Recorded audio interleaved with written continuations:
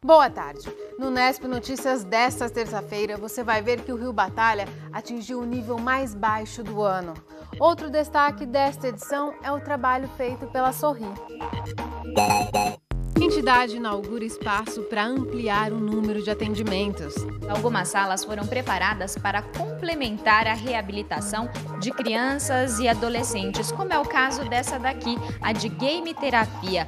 O objetivo é estimular a coordenação motora, a memória e a atenção. Na sessão da Câmara, vereadores pedem revisão na Lei de Áreas de Proteção Ambiental. E ainda, Bauru está em situação de alerta contra a dengue.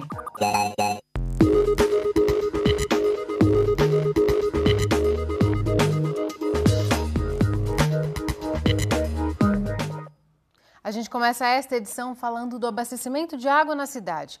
Hoje o Rio Batalha chegou ao nível mais baixo do ano, 1,08 metros. O índice corresponde a menos da metade do considerado ideal, que é de 2,60 metros. A lagoa de captação do rio abastece 40% da cidade. De acordo com o DAI, a falta de chuvas e o aumento do consumo de água por causa do calor dos últimos dias tem baixado a água rapidamente. A autarquia pede que as pessoas priorizem o uso da água nas necessidades essenciais, como higiene pessoal e alimentação. O DAI não descarta a possibilidade de formalizar um sistema de rodízio de abastecimento na cidade. Para quem quiser solicitar água de caminhões-pipa, o telefone é o 0800 77 10 195 para ligações de telefone fixo ou 3235 6140 para ligações de celular. E na tribuna, os vereadores repercutiram o problema de abastecimento de água na cidade. E entraram também numa discussão sobre preservação da natureza versus desenvolvimento da cidade. Alguns vereadores defenderam a flexibilização na Lei das Áreas de Proteção Ambiental do município, as APAs. O vereador Raul Gonçalves abriu a sessão cobrando do Executivo uma revisão das APAs, as áreas de proteção ambiental da cidade. Isso porque, recentemente, a Prefeitura perdeu uma ação que indeniza em R$ 3.400.000 uma empresa paulistana que teve um projeto de loteamento residencial barrado. A área de propriedade da empresa fazia parte da APA Água Parada, criada em 2001 por lei municipal. Para Raul, se todos os proprietários de terra em áreas de proteção entrarem com pedido de indenização, o município pode ficar com as finanças comprometidas. Imagine 20 proprietários fazendo isso. Nós estamos falando em 70 milhões. Quer dizer, ingessa a cidade de novo em termos de investimento, porque esse dinheiro vai sair dos cofres municipais. Nós estamos beneficiando a cidade de Bauru, o nosso aquífero Guarani e todo o estado de São Paulo está se beneficiando com isso. Então, nada mais justo do que o governo estadual colocar dinheiro, sim, na preservação dessas áreas, da mesma forma como vem fazendo com a preservação do rio Tietê.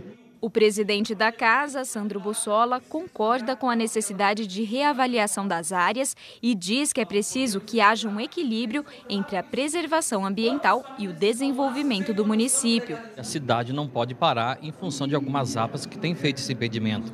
Lógico que a área de manejo nós temos que respeitar, mas é preciso que o Executivo Municipal tome uma providência emergencial, porque se a Justiça já está deferido que é ilegal as questões de muitas APAs na cidade de Bauru, isso já está gerando custo e prejuízo para a Prefeitura. Nós não podemos ter discurso nem ambiental e nem um discurso simplesmente político nessa questão.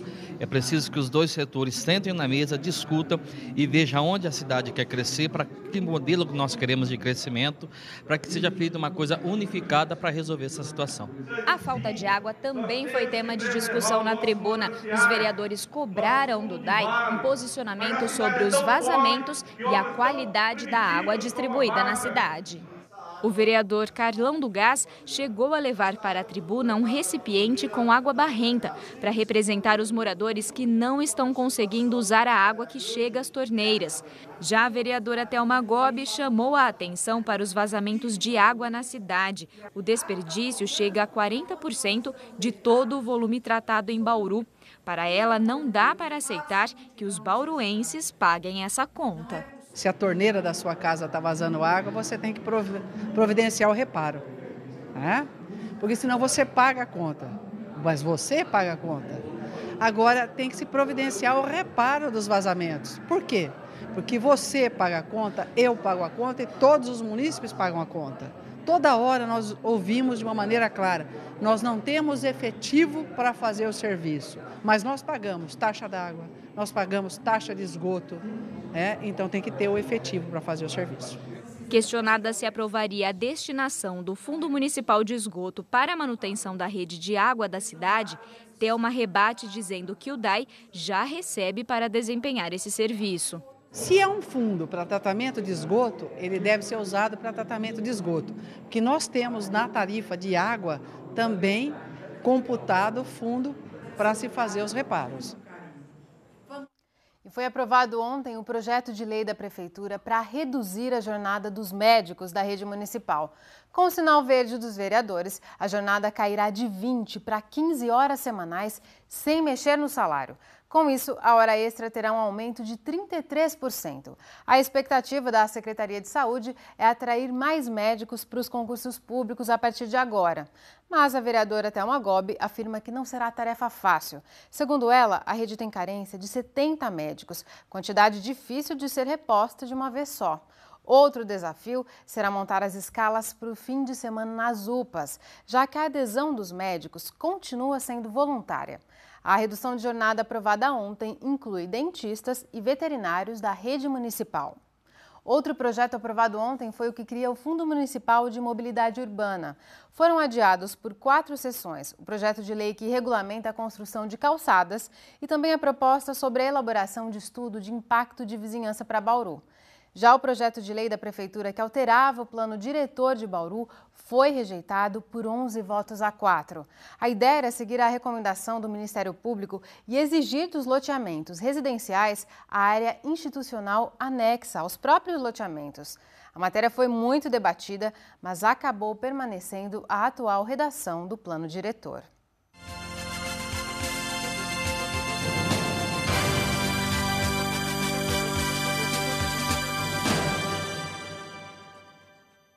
A pessoa que estiver fora do seu domicílio eleitoral precisa realizar sua justificativa em qualquer local de votação no dia da eleição. As pessoas que não conseguirem devem procurar o cartório eleitoral até 60 dias depois do pleito e fazer a justificativa, recebendo assim um protocolo daquela justificativa que ela alegar pelo fato de não ter votado. Em relação às pessoas que se habilitaram para votar em trânsito até o dia 21 de agosto, são obrigadas a votar no local onde escolheu. Caso esteja fora desse local, até mesmo no município de origem dela, ela precisa realizar a sua justificativa. Depois do intervalo, a gente mostra um novo espaço inaugurado pela Sorri. E você vai saber por que é hora de redobrar os cuidados contra a dengue. Voltamos já.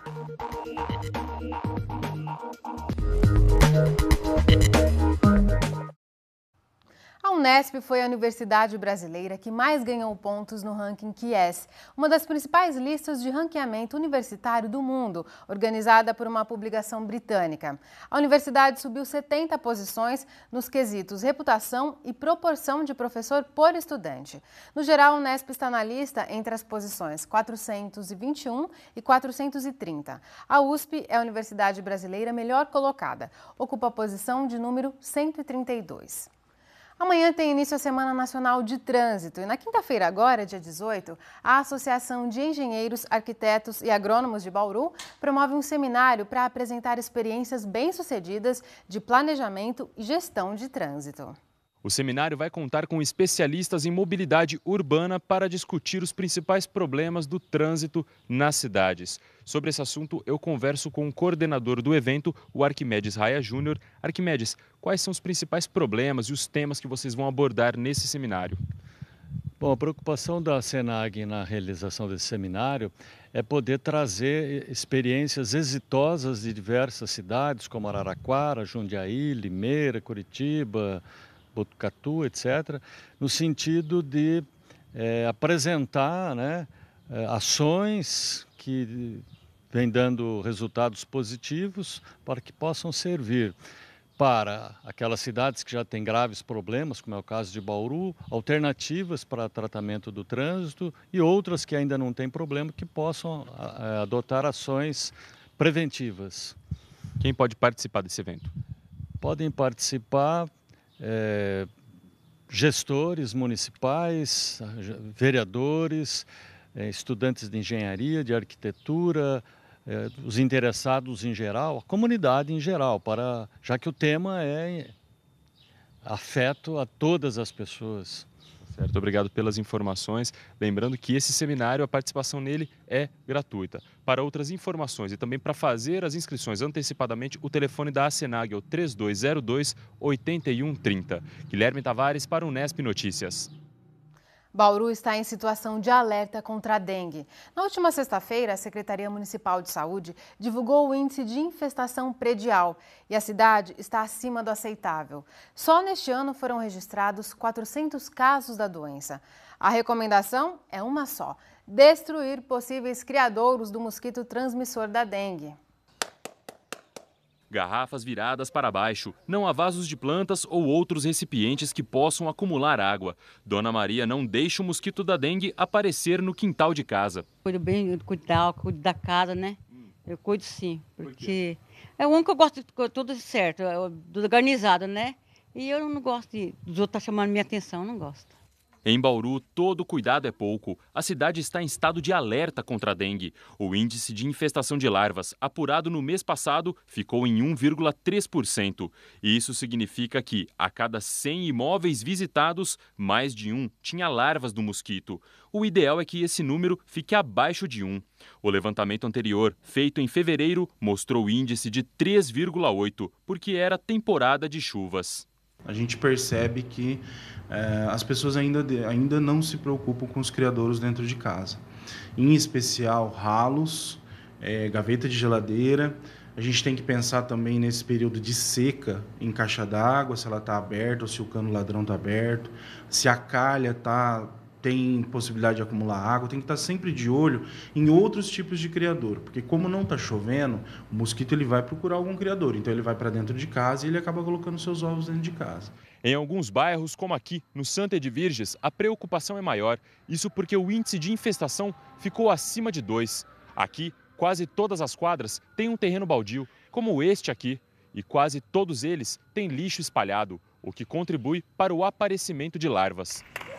Por isso, trabalho porta a porta. Os agentes passam em todas as casas e orientam os moradores sobre os sintomas da doença e os cuidados para não deixar o mosquito aparecer. Quando você tem um caso positivo no bairro, a gente pega os 200 metros e faz uma varredura mesmo. Vai de casa em casa explicando para as pessoas que se você não eliminar o criador, não adianta a gente fazer a nebulização. A nebulização vai matar o mosquito no momento. Mas se você não eliminar os criadores, você vai continuar com o problema. Então a gente faz essa varredura nos 200 metros, olhando tudo dentro da casa e orientando os moradores. Até o momento foram registrados 400 casos de dengue na cidade, bem menos do que os 7.400 do ano passado. Isso porque o vírus que mais circula é o tipo 1 e grande parte da população é imune a ele. Mas com a temporada de chuvas e o alto índice de infestação, Bauru não está livre do risco de uma explosão de casos. Nós vamos continuar com o trabalho de orientação, né, de casa a casa. É importante lembrar a todos que não se deve manter recicláveis no quintal, pneus no quintal, qualquer coisa que possa acumular água, a pessoa tem que se desfazer. Hoje a gente tem ecopontos em toda a cidade, o ecoponto recebe esses materiais, tem a coleta seletiva também, então é importante que todos participem colocando isso para coleta ou então levando no ecoponto. Até o final do ano nós vamos promover aí arrastões, inclusive com participação de empresas e outras, né, e outras atividades educativas também, para levar a população a entender o risco de dengue e que tem que cuidar da sua casa. E não dá nem para culpar a chuva pelo aumento da reprodução do mosquito transmissor da dengue. Neste ano, tem chovido abaixo da média histórica. Para esta semana, existe chance de chover em Bauru apenas na sexta-feira. O tempo voltou a ficar estável em todo o estado de São Paulo. Uma massa de ar seco impede a formação de chuvas até quinta-feira. Na sexta, a chegada de áreas de instabilidade deve provocar pancadas em pontos isolados. Bauru segue com sol e calor até quinta-feira. Agora a umidade do ar é de apenas 25%. Temos ventos de brisa a 10 km por hora. Hoje os termômetros variaram entre 16 e 31 graus. Amanhã a temperatura fica bem próxima disso, mínima de 16 e máxima de 33. A Sorri inaugurou um espaço para atender crianças e adolescentes em fase escolar. A expectativa é de que sejam feitos mais 9.000 atendimentos por mês. O novo espaço inclusivo da Sorri conta com 18 salas para o atendimento de pacientes de 3 a 16 anos de idade. Tudo aqui foi pensado para oferecer o máximo de conforto, tanto para as crianças e adolescentes, quanto para os profissionais. Quem são as crianças e os adolescentes que vão receber atendimento neste espaço? Crianças de 3 a 16 anos, né, em média, e aquelas crianças que têm dificuldade desde um atraso de fala, né, até um transtorno de aprendizado e também a questão com outras patologias. Então, nós temos os autistas, as crianças com paralisia cerebral. Então, todas essas crianças serão beneficiadas dentro desse espaço aqui. Esse era um projeto antigo da entidade, mas só foi possível tirá-lo do papel depois que uma rede de supermercado da cidade financiou a construção. O mobiliário e todos os equipamentos instalados foram adquiridos com verba da Secretaria Municipal de Educação e da própria Sorri. Além dos atendimentos clínicos, algumas salas foram preparadas para complementar a reabilitação de crianças e adolescentes, como é o caso dessa daqui, a de game terapia. O objetivo é estimular a coordenação motora, a memória e a atenção. Também há espaços em que situações do dia a dia das crianças são reproduzidas, uma forma de promover a inclusão. Como a unidade atende 117 crianças com diagnóstico de autismo, a comunicação visual foi pensada também para atender as necessidades desses pacientes. Em toda a área comum foram instaladas placas do método TEACH, usadas pelos autistas para se comunicar. Na parte externa, um jardim sensorial complementa os atendimentos. A pedagogia, ela pode trazer a criança que está sendo trabalhado o raciocínio lógico lá dentro para esse espaço, para fazer uma parte prática, contando as plantinhas ou mesmo as pedrinhas, né? Fazendo soma, cálculo. E para as crianças com autismo, a questão sensorial. Então, o barulhinho da água, a questão das pedrinhas, para eles terem essa sensação. Para serem atendidos na Sorri, crianças e adolescentes precisam ser encaminhados por uma unidade básica de saúde ou pela Secretaria Municipal de Educação. No próximo bloco, a gente continua a falar sobre o trabalho realizado pela Sorri. Recebemos a diretora de reabilitação da instituição, a Cláudia Bentin. O intervalo é bem rápido, continue com a gente. E a gente conversa mais sobre o trabalho realizado pela Sorri com a diretora de reabilitação da entidade, a Cláudia Bentin. Cláudia, muito obrigada por sua presença aqui no Nesp Notícias. Obrigada a você. Cláudia, esse espaço que a gente viu que foi inaugurado recentemente, ele vai contribuir de que forma com o atendimento que vocês já fazem lá?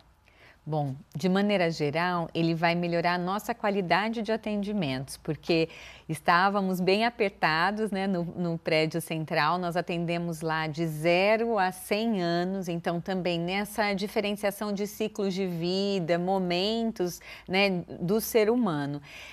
A gente vai ter oportunidade, como a reportagem já mostrou, de espaços mais funcionais para as crianças nessa faixa etária de 3 a 16 anos. E a ampliação é necessária porque a demanda é crescente, né? Quantas pessoas que vocês atendem a mais a cada semana? A cada semana chega em torno de 30 usuários novos, entre todas as faixas etárias. Então, essas pessoas são cíclicas, porque a nossa finalidade é acesso pleno e imediato à comunidade. Autonomia, não ficar lá, né? Isso mesmo.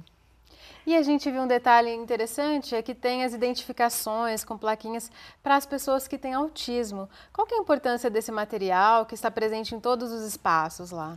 Sim, o nosso cuidado é sempre quebrar barreiras, sejam atitudinais, arquitetônicas ou comunicacionais. E o autismo tem essa especificidade da barreira comunicacional. Por muitas vezes é mais fácil para essa população se comunicar e se identificar por figuras, por objetos. Então, nós tivemos todo esse cuidado de trabalhar com fotos, com objetos, para que ele se sinta bem e possa desenvolver aí a comunicação, né, e o seu aprendizado. É uma parcela significativa do público que vocês atendem, os autistas? Sim, hoje nós somos referência no estado, atendemos em torno de 150 pessoas com autismo nessa faixa etária. E um dado que consta até no site de vocês é que 74% dos pacientes, eles vêm de famílias com renda per capita de um salário mínimo. Quer dizer, são pessoas com baixíssimo poder aquisitivo.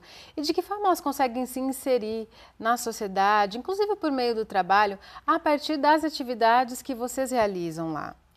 Olha, realmente o papel da Sorri eu acho que é fundamental. Nós nascemos com essa proposta de inclusão, não se falava esse termo, a gente usava integração há 38 anos, mas é fundamental mesmo, desde a questão da inclusão escolar, para que a criança tenha acesso ao ensino regular. A Sorri, ela trabalha sempre no contraturno escolar, como você disse, no acesso ao mercado de trabalho, eles têm desde o conceito de trabalho, carteira de trabalho, formas, né, diferenciadas e postos, né, de trabalho também.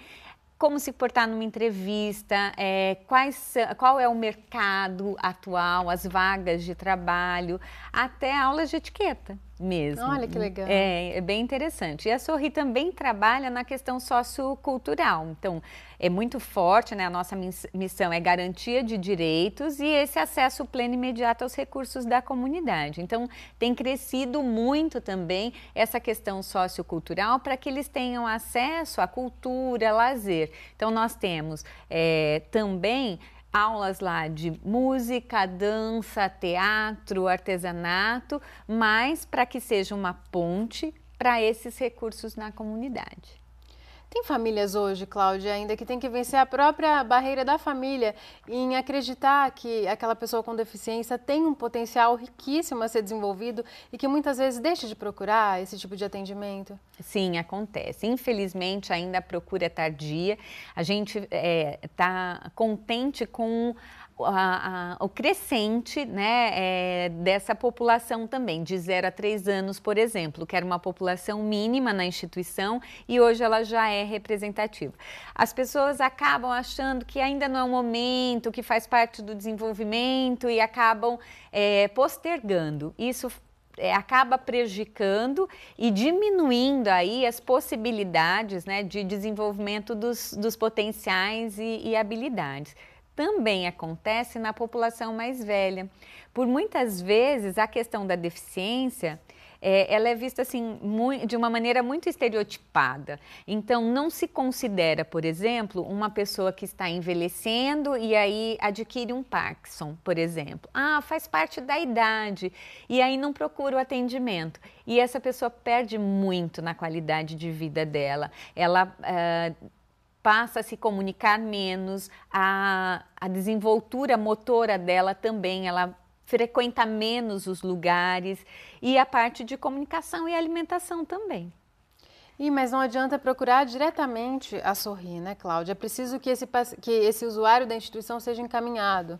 Sim, são várias as formas de encaminhamento. Então, nos casos mais de saúde, como a gente acabou de citar, né, os bebês que nasceram prematuros, por exemplo, e precisam de uma estimulação, nos casos de acidente vascular, o tão conhecido derrame, o quanto antes chegar também é muito importante, ou Parkinson, como a gente falou, ou sequelas de acidentes, sejam eles variados.